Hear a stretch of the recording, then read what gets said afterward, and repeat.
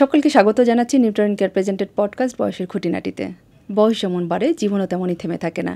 প্রবীণদের জীবন কি শুধুই একাকিত্ব, নীরব কষ্ট আর সীমাবদ্ধতার গল্প, নাকি এর বাহিরেও রয়েছে আরও অনেক রং, আরও অনেক সক্ষমতা? বয়সের খুঁটিনাটি এই প্ল্যাটফর্মটির মাধ্যমে আমরা শরণাপন্ন হব সে সকল প্রবীণদের যারা কথা বলতে চান, শেয়ার করতে চান তাদের গল্পগুলো আমাদের সাথে।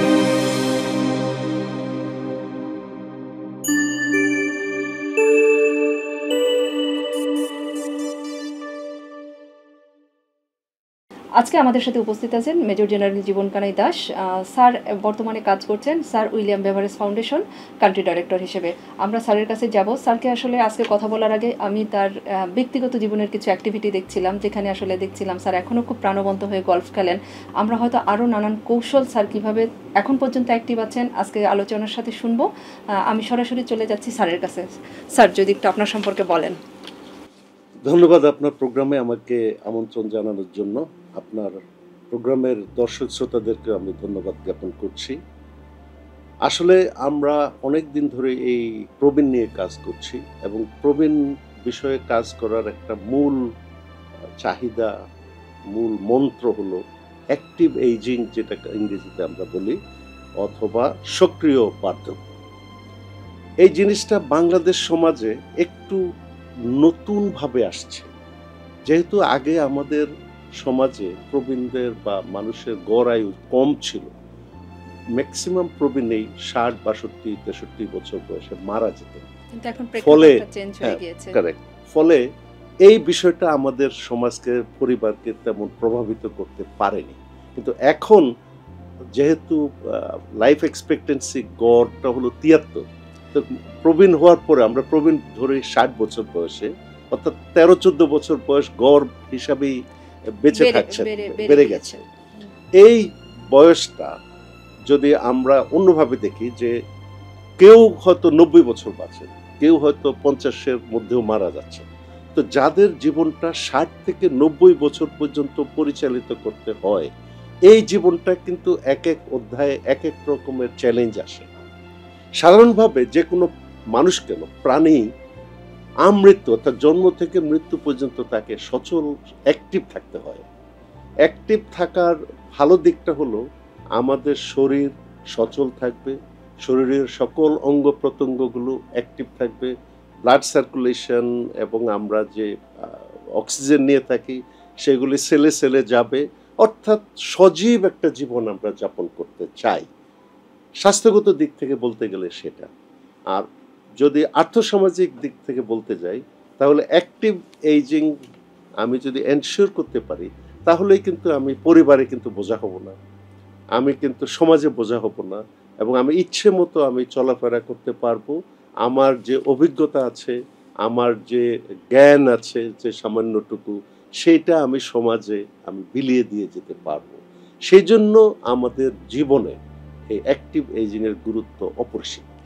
তার মানে স্যার, যারা আসলে আত্মসম্মান, আত্মমর্যাদা, এই জায়গাগুলো আসলে প্রবীণের জন্য আমরা খুব শ্রদ্ধার সাথে স্মরণ করি। যারা যেসব প্রবীণ আছেন, যারা আত্মমর্যাদার ব্যাপারটায় থাকতে চাচ্ছেন, তাদের এই অ্যাক্টিভ এইজিংটা অনেক গুরুত্বপূর্ণ। এবং এটা স্যার আসলে কবে থেকে প্ল্যান করা উচিত? আমরা স্যার কেউ জানি না যে আমাদের গন্তব্যটা কোথায়, কোন এজে যে শেষ হবে। আমরা ধরেই নেই যে ডাব্লিউএইচওর যে তথ্য, যে একজন মানুষ 73 থেকে 74 বছর বয়স পর্যন্ত বেঁচে থাকবে। আমাদের লাইফ যদি 74 বছর পর্যন্ত আমরা ধরেই নেই যে এখান পর্যন্ত আমি থাকি, তাহলে আমাদের প্রিপারেশনটা কোন জায়গা পর্যন্ত হওয়া দরকার? প্রবীণদের একটা রোগ হয় সাধারণত আলঝাইমার রোগ বা ডিমেনশিয়া। এই রোগটা আমরা সাধারণত 60-এর পরে আমরা দেখি। কিন্তু তাত্ত্বিকভাবে যদি বলতে হয়, তাহলে তারও 20 বছর আগে কিন্তু একটা মানুষের মধ্যে টেস্ট করলে এই জিনিসটা পাওয়া যেতে পারে যে ওই ব্যক্তি আলঝাইমার্সে আক্রান্ত হতে পারেন আগামী 20-25 বছর পরে। তার মানে কি, আমাকে 60-এর আগে যদি 20 বছর আমি বিয়োগ করি, 40-এর আগে আমাকে প্রস্তুতি নিতে হয় ওই রোগের জন্য শুধু। তেমনি আমি যদি সুস্থ থাকতে চাই, সুস্থ থাকার অনেকগুলো আমাকে মাপকাঠি বজায় রাখতে হবে। যেমন আমার হার্ট সুস্থ থাকতে হবে, কিডনি সুস্থ থাকতে হবে, লিভার সুস্থ থাকতে হবে, ডায়াবেটিস যেটা আছে সেটা কন্ট্রোলে থাকতে হবে। সেই জন্য শুরুতে যে ইয়াং বয়স থেকেই কিন্তু আমাদেরকে সচেতন থাকতে হবে। কারণ ইয়াং বয়সে আমরা অনেক শরীরের প্রতি কিছুটা অনাচার অত্যাচার করে থাকি। আমরা মনে করি যে একজন লোক আচ্ছা ঠিক আছে একটু ফাস্ট ফুড খেলে কিছু হবে না একদিনের জন্য, কিন্তু একদিনটা যে সপ্তাহে 6 দিন হয়ে যাচ্ছে বা 6 বেলা 7 বেলা হয়ে যাচ্ছে সেটা আমরা খেয়াল করি না। যখন আমি শরীরে অনেকগুলো ফ্যাট নিয়ে থাকি, ইয়াং বয়সে এটার ম্যানিফেস্টেশন হয় না, দেখা যায় না, কিন্তু ক্রমে ক্রমে যখন আমি 30 পার হয়ে যাই তখনই দেখা গেল যে আমার শরীরে ব্লাড প্রেশার বেড়ে যাচ্ছে, তারপরে হয়তো কোনোদিন কিডনিও খারাপ হবে। তো কাজেই যদি আমরা অ্যাক্টিভ এজ বা 60-এর পরে যদি আমি সুস্থ জীবন যাপন করতে চাই, আমাকে কিন্তু কাজটা শুরু করতে হবে এই মধ্য বয়স থেকে। সেটা 20 থেকেও হতে পারে, 30 থেকেও হতে পারে, যেটাকে বলে it is never late to start doing a good thing. অনেক ধন্যবাদ স্যার। তার মানে একজন ব্যক্তি যিনি অলরেডি প্রবীণ হয়ে গিয়েছেন স্যার, যিনি 60 ক্রস করেছেন এবং আসলে অ্যাক্টিভ থাকতে চাচ্ছেন, তাদের জন্য আপনি কি পরামর্শ দিতে চান? আমরা তো একটা পরামর্শ পেয়েছি যে যারা আমরা এখনও ইয়াং আছি, মধ্য বয়সে আছি, যারা অ্যাক্টিভ এইজিং নিয়ে আমরা এখনও চিন্তা করিনি, আমাদের অ্যাক্টিভ এইজিংটাকে আসলে আমাদের পরিকল্পিতভাবে যাওয়া দরকার। কিন্তু যিনি অলরেডি 60 আপ করেছেন এবং তার গন্তব্যটা যদি আরও 20 ইয়ার্স হয়ে থাকে, এই 20 ইয়ার্সের জন্য তার প্রিপারেশনটা কি হতে পারে? স্যার আমি আরেকটা মেসেজ দিতে চাই যে আমাদের আসলে আপনি যখন বলছিলেন নন কমিউনিকেবল ডিজিজগুলোর কথা, যে তার ডায়াবেটিসের আনাগোনা এবং এটা আসলে এখন বলছে যে মহামারী, বা অন্য যে সিকেডি প্রবলেম, এটা খুব কমন দেখা যায় এবং বিশ্বের সাথে বাংলাদেশের যে অবস্থান, 67% নন কমিউনিকেবল ডিজিজ, প্রতিদিন যত মানুষ মারা যায় তার 67% মারা যায় নন কমিউনিকেবল ডিজিজ থেকে। সেই ক্ষেত্রে স্যার যারা প্রবীণ আছে তাদের এজটাকে উপভোগ করার জন্য আপনি কি ধরনের পরামর্শ দিবেন, বা আপনি যা যা করেছেন দু একটা রেফারেন্স যদি দিয়ে থাকেন স্যার? ধন্যবাদ। আসলে আমার রেফারেন্সটা পরে দেব। বাংলাদেশ সমাজটা কিন্তু পরিবর্তিত হয়ে যাচ্ছে, অর্থাৎ 30 বছর 40 বছর আগে যে সমাজটা ছিল এখন আর সেটা নেই।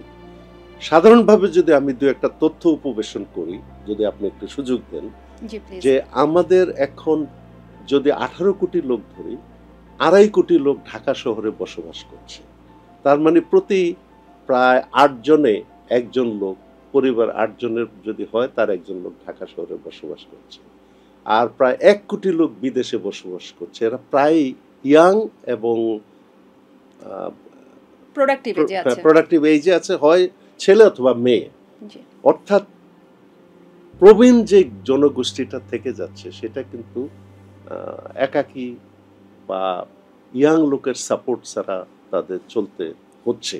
আরেকটা জিনিস আছে যে আজ থেকে 25 বছর পরে যখন বাংলাদেশে আমরা অনেকেই প্রবীণ হব, তখন কিন্তু আমাদের প্রবীণের সংখ্যা হবে জনসংখ্যা 23% 2050 সালে।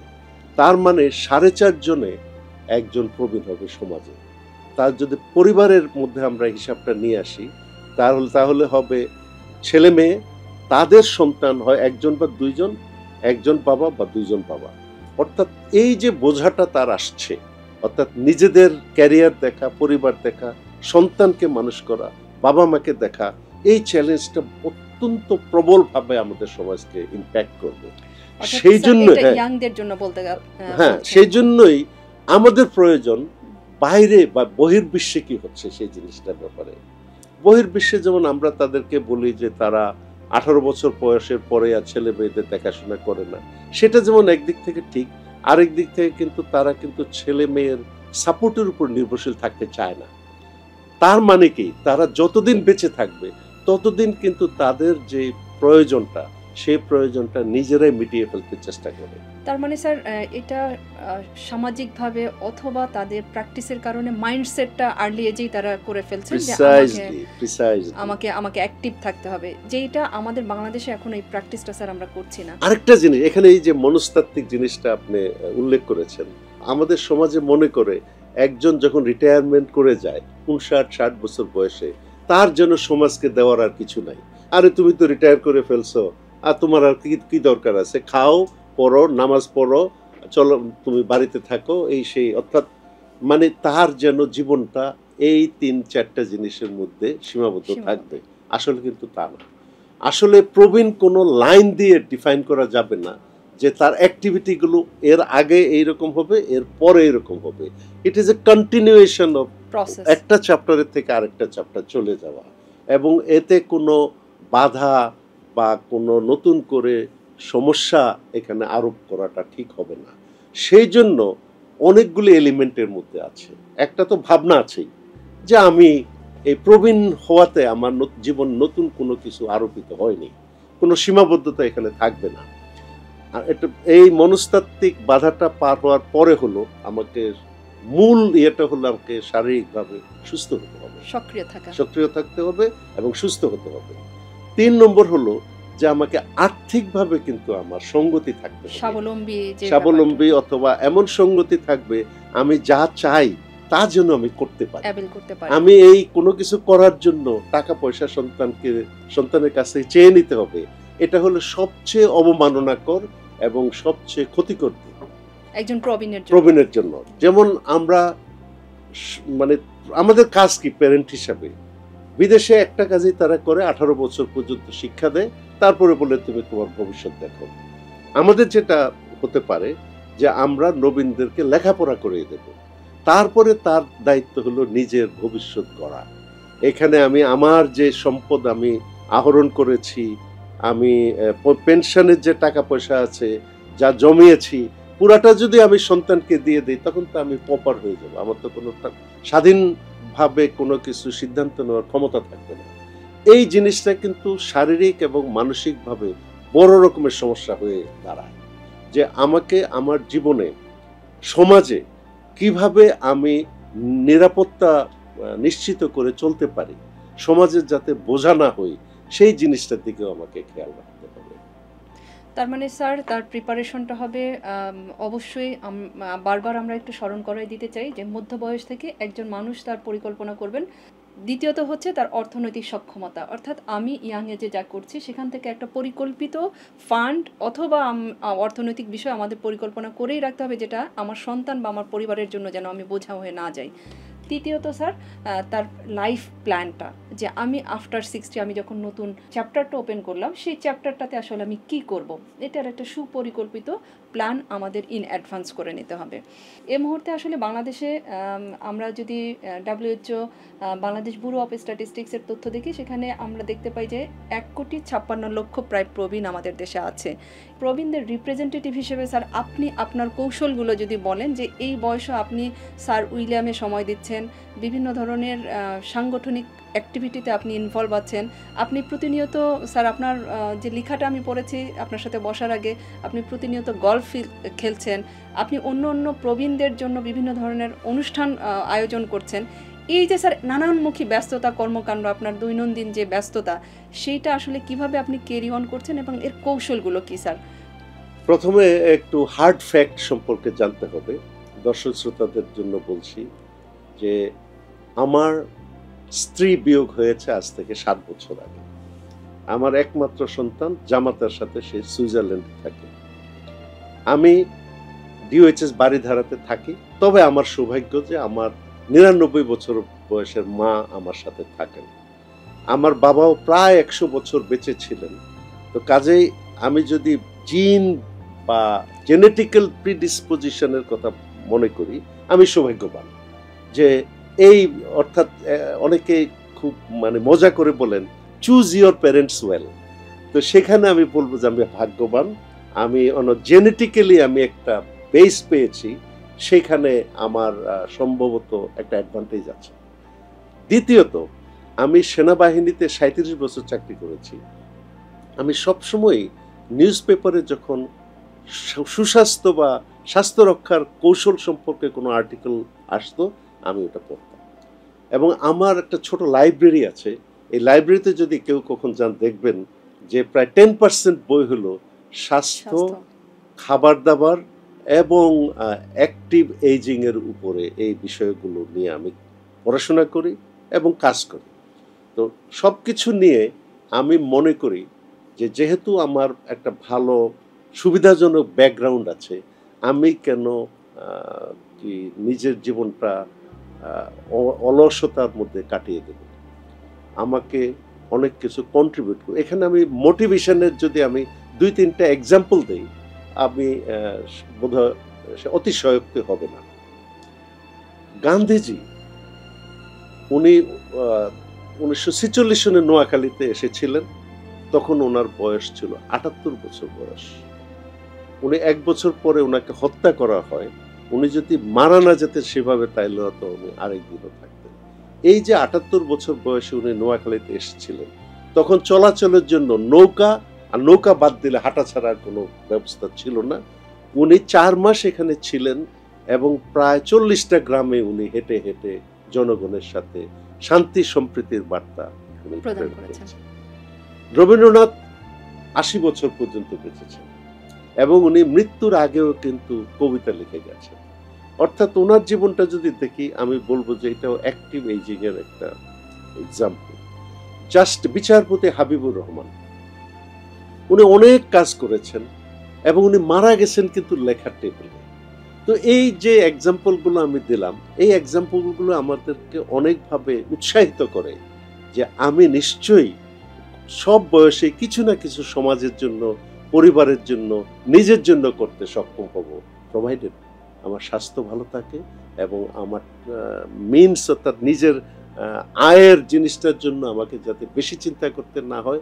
অর্থাৎ যে টেনশনগুলো আমি অ্যাভয়েড করতে পারি, সেই টেনশনগুলো অ্যাভয়েড করার মতো ব্যবস্থা নিয়ে যদি আমি প্রবীণ অধ্যায়ে আসতে পারি, আমি মনে করি সমাজ, পরিবার, দেশের জন্য আমি করতে পারবো এবং আমার মতো শত শত লোক এই কাজটা করতে যেতে পারবে। অনেক ধন্যবাদ স্যার। যারা স্যার এখন এই কৌশলটা নিতে পারেনি, আপনি যে পরিকল্পনাগুলো বললেন স্যার, যে মানসিকভাবে সক্রিয় থাকার একটা পূর্ব প্রস্তুতি, আপনার যেমন স্যার সুযোগ হয়েছিল, আপনার মিনি লাইব্রেরি রেফারেন্স দিয়েছেন যেখানে ওয়েলবিং নিয়ে আপনি অনেক বেশি লেখাপড়া করেছেন এবং সেটা নিজের উপর অ্যাপ্লাই করেছেন এবং আজকে তার স্যার আপনি প্রমাণ দিয়েছেন আপনি নিজেই এখানে এসে। এখন যারা আসলে স্যার এই সাহসটা পাচ্ছে না, অলরেডি আমার নতুন চ্যাপ্টারটা, প্রবীণের চ্যাপ্টারটা আমরা শুরু করে ফেলেছি। আমি হয়তো ওই অনেকগুলো প্রতিবন্ধকতার মধ্যে আছি, যেমন অর্থনৈতিক প্রতিবন্ধকতা, শারীরিক প্রতিবন্ধকতা, কারো কারো হয়তো এই দুটো নাই কিন্তু সামাজিক প্রতিবন্ধকতার আছে বা পারিবারিক প্রতিবন্ধকতার মধ্যে আছে, যারা হয়তো সমাজের বিভিন্ন অ্যাক্টিভিটিতে অংশগ্রহণ করতে চাচ্ছে কিন্তু সাহস পাচ্ছে না, তাদের জন্য স্যার মেসেজ কি দিবেন? এখানে প্রথম কথাই আসে আমাদের দেশের মেয়েদের জন্য। মেয়েরা বাংলাদেশের অর্ধেক পপুলেশন, কিন্তু এটা দুর্ভাগ্যজনক, একটা মেয়ে যখন রাস্তায় আসে তখন এই চারদিক থেকে নজর, বলা যেতে পারে কুনজর তার উপর পড়তে থাকে। ফলে সে শঙ্কিত হয়ে যায় যে সে এই রাস্তা দিয়ে যাবে কিনা, না রিক্সায় যাবে। আর যদি বলিস মানে সেই রাস্তায় সে দৌড়াবে, সেটা তো অসম্ভব কথা। সে মানুষ হাসবে এবং তাকে নিয়ে অনেক টিটকারি করবে। অর্থাৎ স্যার প্রবীণ নারীদের বিষয়টা আসছে, সব নারীদের, সব পক্ষে নারীদের, কারণ নারীকেও তো 20 বছর বয়স থেকে সুস্বাস্থ্যের জন্য তাকে খেয়াল রাখতে হবে। তো কিন্তু আমাদের কিছু সুলক্ষণ আমরা দেখতে পাচ্ছি যে জায়গায় জায়গায় এখন দেখা যায় যে রমনা পার্কে গেলে মহিলারা পুরুষদের সাথে হাঁটছেন, ম্যারাথনে অংশগ্রহণ করছেন, বিভিন্ন জায়গায় জিম আছে যেখানে মহিলাদের জন্য আলাদা ব্যবস্থা আছে। এগুলো ভালো লক্ষণ। আর মহিলাদের জন্য যেই জিনিসটা আমার মেসেজ, সেটা হলো যে মহিলারা কিন্তু বেশি দিন বাঁচেন, কিন্তু তথ্য তাই বলছে ছেলেদের জন্য লাইফ এক্সপেক্টেন্সি বলছে 73 এবং মেয়েদের জন্য বলছে 74। সো এই তথ্য তাই বলছে স্যার। কিন্তু তাদের অনেকগুলি রোগ, বিশেষ করে 45-এর পরে অনেকগুলি রোগ বাসা বাঁধে। আর মহিলারা সাধারণত রোগ যখন দেখা দেয় তখন এটা নিষ্পত্তি করার জন্য বা এটা অ্যাটেন্ড করার জন্য ওনারা খেয়াল করেন না, অথবা ইচ্ছা করে এটা হাইড করেন। এটা হলো সবচেয়ে খারাপ দিক। যে কোনো রোগ আমি মনে করি যদি প্রাথমিক পর্যায়ে যদি ট্রিট করা হয়, তাহলে এটা সুস্বাস্থ্য বা ওই রোগ মুক্তির প্রত্যাশা 100% আমরা বা 95% করতেই পারি। কিন্তু যদি আমি বিলম্বে যাই তাহলে কিন্তু এই রোগ মুক্তির সম্ভাবনা কমে যায়। আর ক্যান্সার তো সবচেয়ে মারাত্মক জিনিস, সেখানে তো বলাই হচ্ছে যে যদি স্টেজ 2 পরে চলে যায় তাহলে আর সুযোগ কম থাকে। তো এখন আমার মেসেজটা হলো যে যে কোনো ব্যক্তি, যে কোনো বয়সের, যে কোনো লিঙ্গের হোক না কেন, তাকে সতেজ থাকতে হবে, তাকে অ্যাক্টিভ থাকতে হবে। কারণটা হলো সুস্থ থাকতে হবে। এবং এটা হলো আমি সবসময় বলি যে নিজের স্বাস্থ্য হলো সবচেয়ে নিজের আপন জিনিস, এটা শেয়ার করার জিনিস নয়। আর যখন এক পরিবারের একজন যখন রুগ্ন হয়ে যায় তখন কিন্তু এই বোঝাটা পরিবারকে বহন করতে হয়। তো আমি যদি মনে করি আমি পরিবারের বোঝা হব না, সমাজের বোঝা হব না, তাহলে কোনো বিলম্ব না করে আজকের থেকে আমাকে অ্যাক্টিভ হতে হবে। আর আরেকটা কিছু লেসন আছে, সেই লেসনগুলো হলো আমাকে কিছু কোচিংয়ের আমাকে নিতে হবে।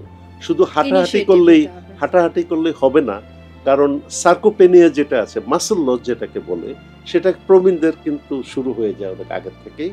এই মাসল কিন্তু আর রিবিল্ড হয় না, সেজন্য আমাদের বিভিন্ন এক্সারসাইজ করতে হবে যেগুলো দিয়ে আমরা আমাদের মাসলগুলোকে সংরক্ষণ করতে পারি বা যে ক্ষয় রোধ করা সেটা আমরা কমিয়ে ফেলতে পারি।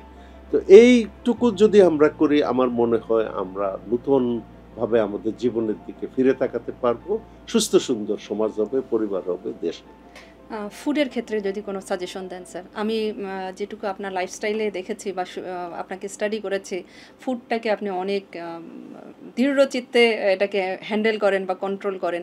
ফুডের ক্ষেত্রে কি সাজেশন দেবেন স্যার? প্রথম কথা হলো যে খাবার খাওয়ার জন্য প্রত্যেকটা মিলে আমাকে একটু কম খেতে হবে।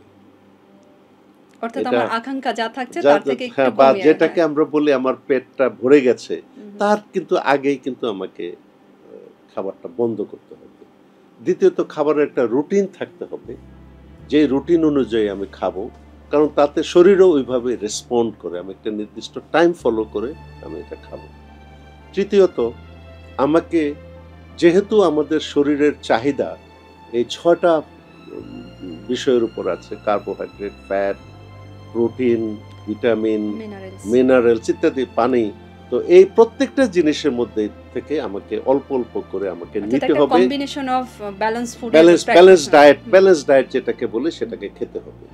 আরেকটা জিনিস হলো যে আমাদের খাবারের অ্যাটলিস্ট 1/3 জিনিস যেটা নেচারে পাওয়া যায় সেভাবে আমাদের খেতে হবে। অর্থাৎ স্যার লাইভ ফুডটার আপনি সাজেশন দিচ্ছেন, যেটা যেমন যদি সবজি বা ফল, একটা 1/3 এটা আমাদের নিতে হবে। আর আমরা যে খাবার প্রস্তুত করি, আমার মনে হয় একটু আমাদের চিন্তার বিষয় আছে। তেল 18 বছর বয়সের পরে আর কোনো মানুষের আলাদা তেল খাওয়ার কোনো প্রয়োজন নেই। তেল কিন্তু আমাদেরকে দারুণভাবে এফেক্ট করে থাকে, ইমপ্যাক্ট করে থাকে আমাদের স্বাস্থ্যে। এবং যে আমরা রান্না করি যে হাই টেম্পারেচারে, এই হাই টেম্পারেচারে কিন্তু তেলটা অক্সিডাইজড হয়ে যায়, সেটা স্বাস্থ্যের জন্য আরো ক্ষতিকর। যদি তেলই ব্যবহার করতে হয়, সব তেলই কিন্তু খারাপ। সবচেয়ে ভালো বলবো আমি ঘি। আমাকে এই প্রকারগুলোতে আমি দেখলাম কোনো আইটেম দিয়ে বেশি খেয়ে আমি অন্য আইটেমটা কভার করতে পারবো না। আমি যদি ফ্যাট বেশি খাই তাহলে অতিরিক্তটা ফ্যাট হিসাবে জমা হবে, প্রোটিন যদি বেশি খাই তাহলে প্রোটিনটা প্রোটিন হিসাবে ফ্যাট হিসাবে জমা হবে। সেজন্য আবার অনেকে একদম কার্বোহাইড্রেট ছাড়া খায়, এটাও আমি জানি না যে এটা সঠিক কিনা। আমাদের কমন সেন্স হলো যে সব আইটেমগুলো আমার শরীরের চাহিদা মোতাবেক আমাকে পরিমাপ মতো খেতে হবে। এটা খুবই গুরুত্বপূর্ণ মেসেজ যে আমরা আসলে খাবার দীর্ঘ সময় থাকলে যেটা হয়, এখানে নানান ধরনের ব্যাকটেরিয়া তৈরি হয়। এই ব্যাকটেরিয়াগুলোকে যদি আমরা রিমুভ করতে চাই তাহলে আমাদের খাবারটা গরম খেতে হবে। অনেক ধন্যবাদ স্যার, অনেক চমৎকার কিছু তথ্য উপস্থাপন করেছেন। আমার মনে হয় যে যারা প্রবীণ আছেন, যারা অ্যাক্টিভ এজিংয়ে থাকতে চান, অথবা যারা প্ল্যান করছেন যে 60-র পরে যে আমাদের নতুন চ্যাপ্টারটা ওপেন হবে, সেই চ্যাপ্টারের পরিকল্পনা আমরা এখনও শুরু করতে পারিনি, তাদের জন্য আমাদের মেসেজ থাকবে যে আপনি আপনার পরিকল্পনাটি শুরু করুন। স্যারের সাথে সবশেষ আমরা একটা মেসেজ নিয়ে শেষ করব আজকের পডকাস্ট এখানে, বয়সের খুঁটিনাটি। স্যার সবশেষ যদি বলেন যে অনেক প্রবীণ, আমি কাজ করার সুবাদে লাস্ট 2 ইয়ার্স ধরে যখন প্রবীণদের সাথে খুব ক্লোজলি যাওয়ার সুযোগ হয়েছে, তখন দেখেছি অনেক প্রবীণের আর্জ আছে যে আমি আসলে সামাজিক যে অ্যাক্টিভিটিগুলো আছে তারা সক্রিয় অংশগ্রহণ করতে চায়, কিন্তু পারিবারিক নানান ধরনের জটিলতার কারণে তারা এগুলো অ্যাভেল করতে পারছেন না। সেক্ষেত্রে স্যার পরিবারের জন্য যদি ছোট্ট কোনো মেসেজ দেন যে তাদের এই অ্যাক্টিভ এইজিংটার জন্য তাদের সামাজিক কর্মকাণ্ড, তাদের ফিজিক্যাল অ্যাক্টিভিটিতে সক্রিয় থাকা খুব গুরুত্বপূর্ণ, পরিবারগুলোর জন্য কি ধরনের মেসেজ দিবেন স্যার? পরিবারের জন্য আমার মেসেজ হলো যে প্রবীণ যে ব্যক্তিটা আছেন, সে বাবা মা হোক বা দাদা দাদি, নানা নানি, যেই হোক, তাকে তার স্বাধীনভাবে চলার একটা সুযোগ তাকে দিতে হবে। সেটা সে যেমন গড়ে নেবে তার স্বাস্থ্য এবং অর্থনৈতিক অবস্থার দিক থেকে, আর আরেকটা হলো পরিবার দেখবে যে তার চলাচলটা যাতে নিরাপদ হয়, সমাজ দেখবে যে উনি যাতে নিরাপদভাবে চলাফেরা করতে পারেন। কোনো সময় না না না না বলা উচিত না। পরিবার জানতে চাইবে যে আচ্ছা কি আপনি করতে চাচ্ছেন, এইভাবে করলে হয় কিনা, তাকে সাজেশন দিতে পারে, সাপোর্ট দিতে পারে, কিন্তু কন্ডিশন দিয়ে তাকে বারবার মানে কাজটা থেকে বিরত রাখাটা উচিত না। আর আমি যদি সামাজিক কর্মকাণ্ডের কথা বলি, আমাদের অনেকেরই ধারণা যে আমি একটা কিছু রেখে যাব যাতে দেশ জাতি আমাকে মনে রাখে। কেউ কাউকে মনে রাখে না। কাজেই আমাকে ওই ভাবনা থেকে দূরে থাকতে হবে। আমি যদি দেশের জন্য, সমাজের জন্য কিছু করে যাই, নিশ্চয়ই বিধাতা এটা মনে রাখবেন। আমি এইটুকু আমার ভুবনে আমি যতটুকু কাজ করে যেতে পারি সেইটুকু করার জন্য আমার ইচ্ছে, আকাঙ্ক্ষা এবং বাস্তবায়ন বা প্রয়োগের আমার ব্যবস্থাটা নেওয়া উচিত, এবং এই ব্যাপারে আমি মনে করি পরিবার তাকে সাপোর্ট করা উচিত। আমরা এতক্ষণ কথা বলছিলাম মেজর জেনারেল জীবন কানাই স্যারের সাথে। স্যারকে অনেক ধন্যবাদ, অনেক গুরুত্বপূর্ণ মেসেজ দিয়েছেন স্যার। স্যার কাজ করছেন দীর্ঘ 2008 সাল থেকে, যতটুকু আমি স্যারকে স্টাডি করেছি প্রবীণদের নিয়ে, এবং প্রবীণদের বিভিন্ন সংগঠন তিনি তৈরি করছেন, প্রতিনিয়ত চেষ্টা করছেন প্রবীণদের সেখানে অ্যাক্টিভ থাকার জন্য, সক্রিয় অংশগ্রহণ করার জন্য। স্যার জন্য এই কাজগুলো যতদিন উনি সুস্থ আছেন, সুস্থ বার্ধক্যে উনি থাকবেন এবং অ্যাক্টিভ থেকে সমাজের জন্য এই কাজগুলো করে যাবেন। একটি গবেষণায় দেখা গিয়েছে প্রতি 5 জন প্রবীণের 3 জনই মনে করেন তাদের কথা কেউ শোনে না। বিষয়টি কতটুকু ঠিক? প্রতিটি প্রবীণ একটি চলমান গল্প, তাদেরকে আমাদের শুনতে হবে, জানতে হবে, তাদেরকে সম্মান করতে হবে। ফিরে আসবো বয়সের খুঁটিনাটির নতুন আরেকটি পর্বে, নতুন আরেকটি আলোচনায়। সে পর্যন্ত সবাই ভালো থাকুন, সুস্থ থাকুন, সক্রিয় বার্ধক্যে থাকুন। আমি আলিফা আফরোজ আজকের মতো এখানেই বিদায় নিচ্ছি। ধন্যবাদ।